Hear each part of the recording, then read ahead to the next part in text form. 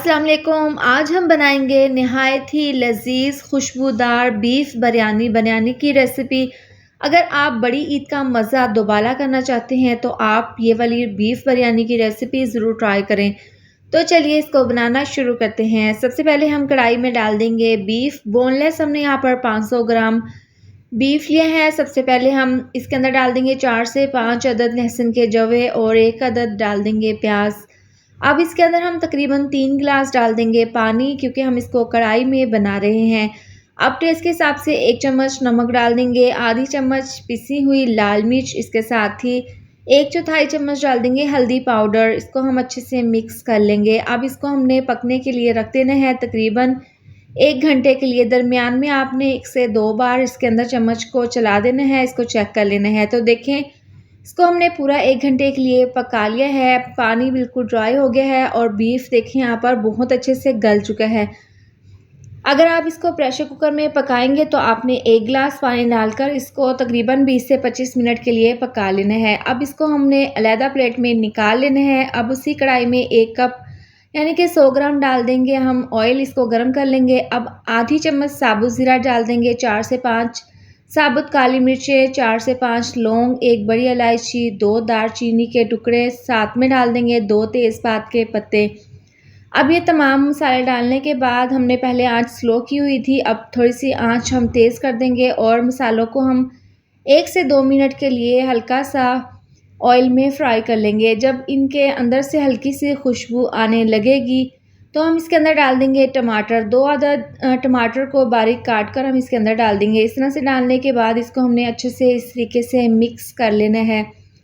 Mix करने के बाद इसको हम कवर कर देंगे 2 मिनट के लिए। स्लो आंच पर हम इसको कवर करके पकने के लिए रख देंगे। अब टमाटर यहाँ पर हल्के से सॉफ्ट हो गए हैं। एक दफ़ा हम इसको इस तरीके से मिक्स कर लेंगे। इसके बाद हम इसके अंदर डाल देंगे फ्रेश लहसुन अदरक का पेस्ट। ये तकरीबन 3 चम्मच है, हम इसके अंदर डाल देंगे। इस तरह से डालने के बाद इसको हमने टमाटर और खड़े मसालों के साथ अच्छे से इस तरीके से मिक्स कर लेना है। मिक्स करते हुए जब लहसुन अदरक की ज़बरदस्ती खुशबू आने लगेगी तो हम इसके अंदर डाल देंगे बीफ, जो कि हमने पहले पका कर रखा था। अब ये तमाम बीफ डालने के बाद हमने इस मसाले में बीफ को अच्छे से फ्राई कर लेना है। अच्छे से मिक्स करते हुए इस तरीके से इसको हमने 2 से 3 मिनट के लिए पका लेना है। अब इसके अंदर हम स्पाइसेस डाल देंगे। तो 1 चम्मच डाल देंगे कुटी हुई लाल मिर्च, आधी चम्मच पिसी हुई लाल मिर्च शामिल कर देंगे, 1/4 चम्मच हल्दी पाउडर, इसके साथ ही 1 चम्मच डाल देंगे धनिया पाउडर, 1 चम्मच नमक जाएगा इसके अंदर, इसके साथ ही 1 चम्मच डाल देंगे पिसा हुआ गरम मसाला। अब ये तमाम मसाले डालने के बाद इसको हमने अच्छे से मिक्स कर लेना है। इस तरीके से तमाम मसाले हमने अच्छे से मिक्स कर लिए हैं। अब इसके अंदर हम डाल देंगे तकरीबन 2 चम्मच बिरयानी मसाला। ये डालने के बाद 1 चम्मच डाल देंगे इमली और साथ में डाल देंगे 2 चम्मच आलू बुखारा। इनसे बहुत ही अच्छा सा बिरयानी में फ्लेवर आएगा। अगर आपको पसंद हो तो आप ये ज़रूर शामिल करें। इस तरह से ये डालने के बाद इसको हमने अच्छे से मिक्स कर लेना है। अब हमने मीडियम आंच पर कौरमे की बहुत अच्छे से भुनाई कर लेनी है। बहुत अच्छे से हमने इसको भून लेना है। तो देखें, यहाँ पर मसाले ने ऑयल छोड़ दिया है, मसाले भी अच्छे से बीफ में मिक्स हो गए हैं। इसके बाद हम इसके अंदर डाल देंगे दही। 1 कप ये ग्राइंड किया हुआ दही है। इस तरह से दही डालने के बाद इसको हमने अच्छे से मिक्स कर लेना है। इसमें हम पानी बिल्कुल भी नहीं डालेंगे। दही में जितना भी पानी निकलेगा उसी पानी में हम इसको तकरीबन ढककर 4 से 5 मिनट के लिए पकने के लिए रख देंगे। अब हमने चावलों को बॉईल करना है। तो कढ़ाई में हमने देखें पानी को बॉईल होने के लिए रख दिया था। सबसे पहले इसके अंदर 2 चम्मच नमक डाल देंगे। इसके बाद हम इसके अंदर डाल देंगे 1 तेज़पात का पत्ता, आधी चम्मच डाल देंगे साबुत ज़ीरा और पुदीने के चंद पत्ते इसके अंदर डाल देंगे। अब पानी उबलना स्टार्ट हो गया है। अब इसके अंदर हम चावल डाल देंगे। 500 ग्राम वाइट गोल्ड बासमती चावलों को हमने 30 मिनट पहले धोकर पानी में भिगोकर रख दिया था। अब ये तमाम चावल इसके अंदर डाल देंगे। इस तरीके से मिक्स करेंगे और इसको हमने उबलने के लिए रख देना है। तो देखें 3 से 4 मिनट लगे हैं।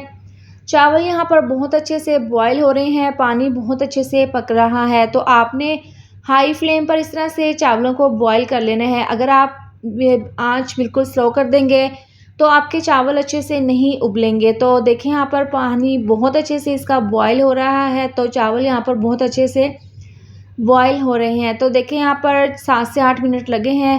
यहाँ पर चावलों को हमने तकरीबन 90% गला लेना है, इनको हमने उबाल लेना है। अब चावल बिल्कुल रेडी हैं, 90% उबल चुके हैं। इसको हमने छलनी में निकाल लेना है और इस तरह से निकालने के बाद इसको हम साइड पर रख देंगे। अब जो कौरमा हमने पकने के लिए रखा था दही डालकर, दही का पानी बिल्कुल ड्राई हो गया है। अब हमने कौरमे को यहाँ पर 1 से 2 मिनट के लिए दोबारा से भून लेना है। ज़बरदस्त सा बिरयानी के लिए हमारा ये कौरमा तैयार है।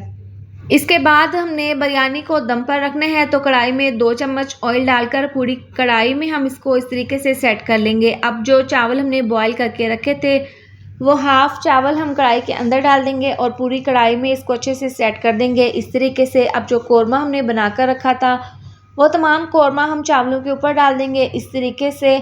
इसके ऊपर जितना भी ऑयल था उसको हमने एक अलहदा कटोरी में निकाल लिया है। अब इस तरह से कौरमा को हम अच्छे से चावलों के ऊपर सेट कर देंगे। अब इसके ऊपर बारीक कटा हुआ धनिया पुदीना छिड़क देंगे, इससे बहुत अच्छी सी खुशबू आएगी बिरयानी में। अब इसके बाद जो बाकी के बॉयल किए हुए हाफ़ चावल थे वो हम इसके ऊपर डाल देंगे, इसको भी हम अच्छे से कौरमे के ऊपर सेट कर देंगे।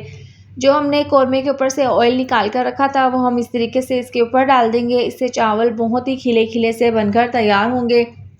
अब हम इसके ऊपर गार्निश करेंगे बारीक कटा हुआ धनिया और पुदीने से।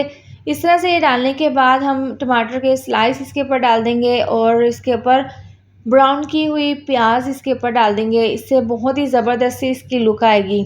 अब ऑरेंज फूड कलर हम इसके ऊपर छिड़क देंगे 2 से 3 चम्मच, इस तरीके से पानी में मिक्स करके हमने रख लिया था।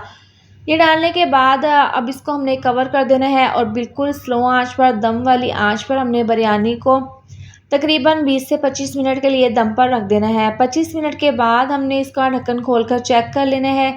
बहुत ही ज़बरदस्त, बहुत ही खुशबूदार बीफ बिरयानी बनकर तैयार हुई है। आप इसकी फ़ाइनल लुक देख सकते हैं। इस तरीके से हल्के हाथों से हमने इसको मिक्स कर लेना है।